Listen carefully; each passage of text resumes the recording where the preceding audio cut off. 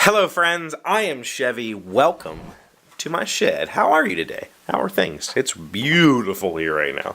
Girls are outside playing. I kind of want to be outside doing something, but I'm not. Doing the show, we're going to do the frame. I got the wood to build the frame for the pixel art project, so I'm going to try and do that tonight. Film that so I can start editing the video. How's things with you? I would love to hear about you in the comments down below. What's going on? Actually, one of my Polish friends recently tells me that when he was in Ireland, he heard people say, "How's crack?" How's crack? Is that really a thing? Do I have any Irish viewers who can confirm? Do people say "How's crack" in Ireland? We definitely don't say that in America. We might say "What's crackin'," but no "How's crack." So maybe it's just a mistranslation from Irish English to Polish or something. I don't know. But anyway. I promised to tell you the story of how Jamie and I met, and I promised that, the last time we did a Q&A, and so here it is. I'm going to tell you the story. Jamie and I's story is a long story, so I'm going to condense it as much as possible, just to kind of bring you up to speed. Jamie and I first met when I was 15, I believe. So that's like a sophomore in high school, I think, and she was dating a friend of mine. And we became friends through that friend and started talking, and then they broke up, and to tell you the truth, I kind of orchestrated their breakup because I wanted to spend time with her. Yeah. So at that time, we didn't have cell phones. Well, people had cell phones, but normal people around here could not afford them. So we communicated with CB radios. We had CB radios were kind of the pre-internet, pre-cell phone chat room a bunch of people around this area had CBs. We had our favorite channels. We would jump in and just after school we'd chat.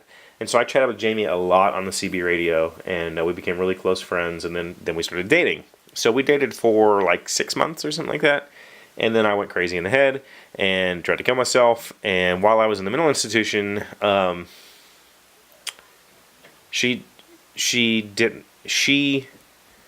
didn't need that in her life at 15, right? So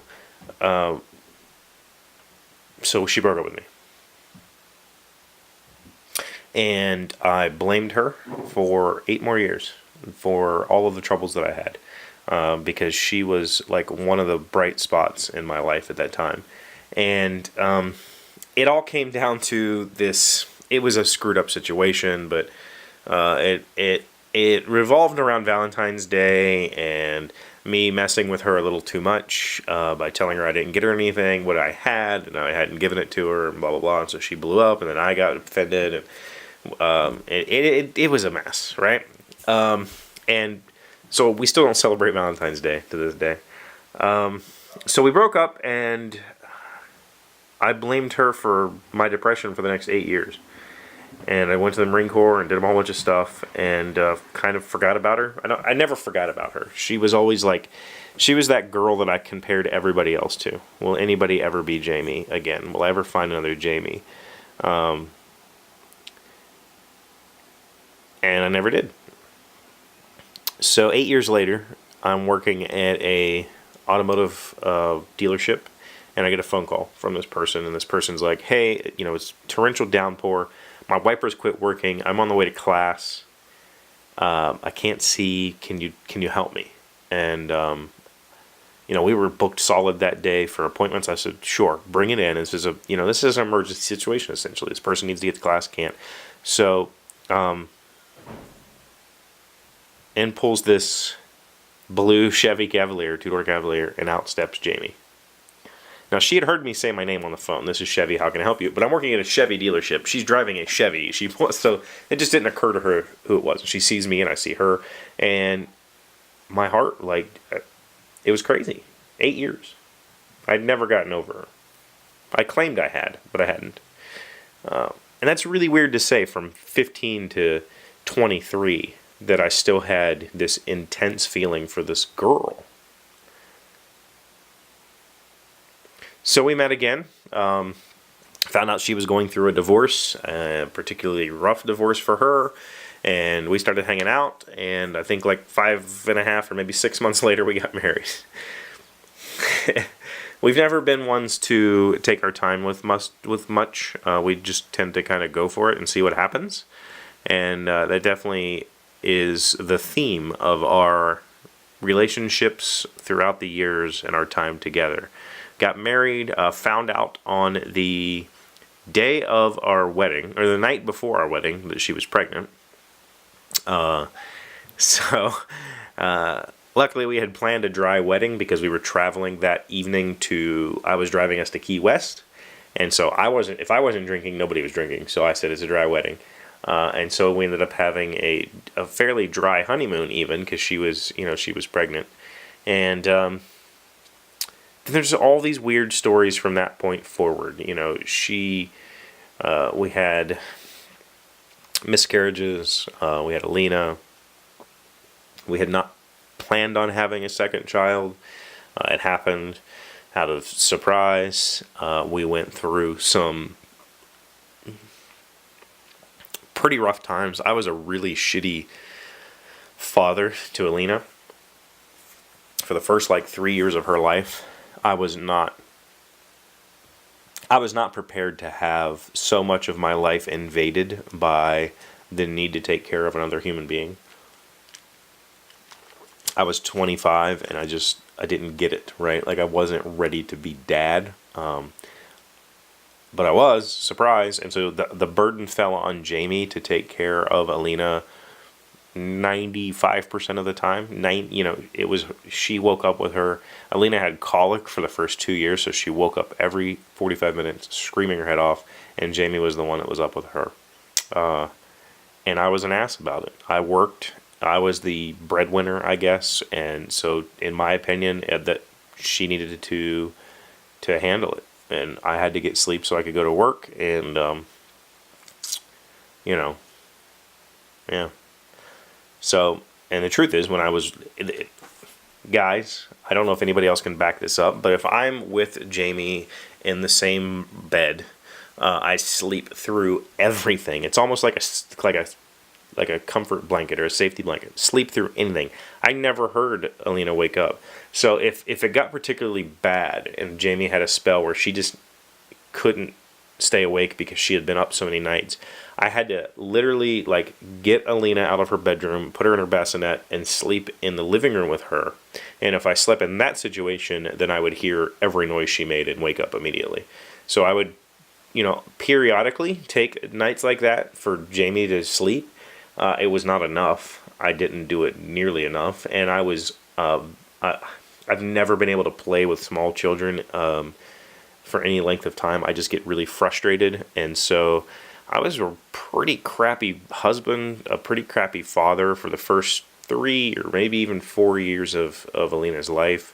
And then Keely was born, and Jayme went back to school, and I wasn't exactly helpful for all of that, and it caused a whole lot of tension. And we essentially were ready to get divorced until we sat down to do all the paperwork, and we realized that, number one, we're too lazy to fill all this paperwork out, but number two, both of us wanted our children to be comfortable and not have to deal with whose house am I staying at and all this other stuff.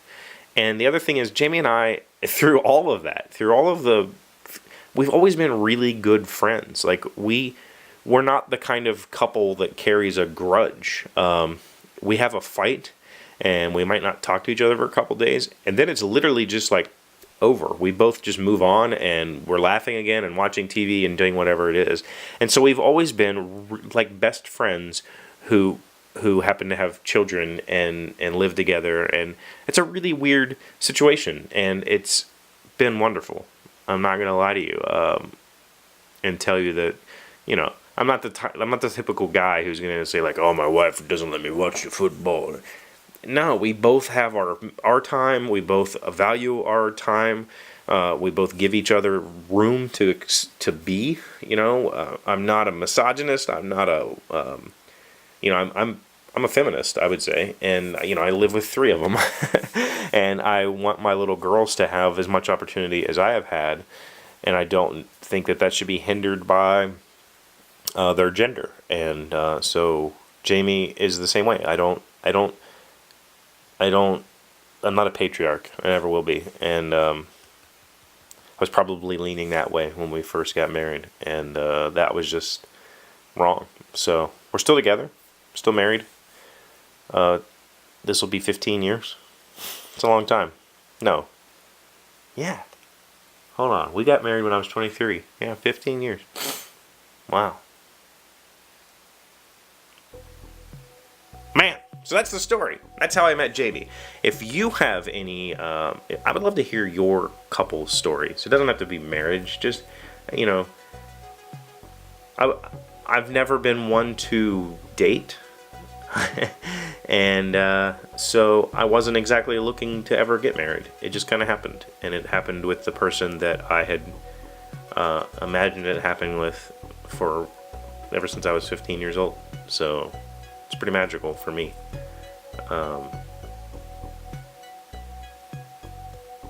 Yeah. I'd love to hear your story. Comments down below. Let me know if you have an exciting or interesting love story. Yep. So thanks for watching. Thanks for asking. Whoever it was that asked. I don't remember who it was that wanted to hear the whole story. But there it is. 15 years of marriage. It's crazy to think that. But yeah. So thank you. Thank you for leaving your comments and your thumbs up. And I will see you tomorrow.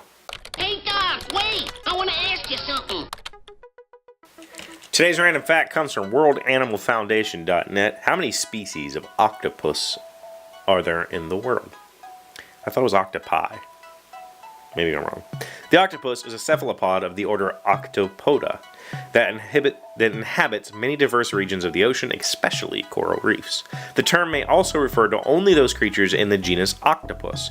In the larger sense, there are 289 different octopus species, which is over 1/3 the total number of cephalopod species.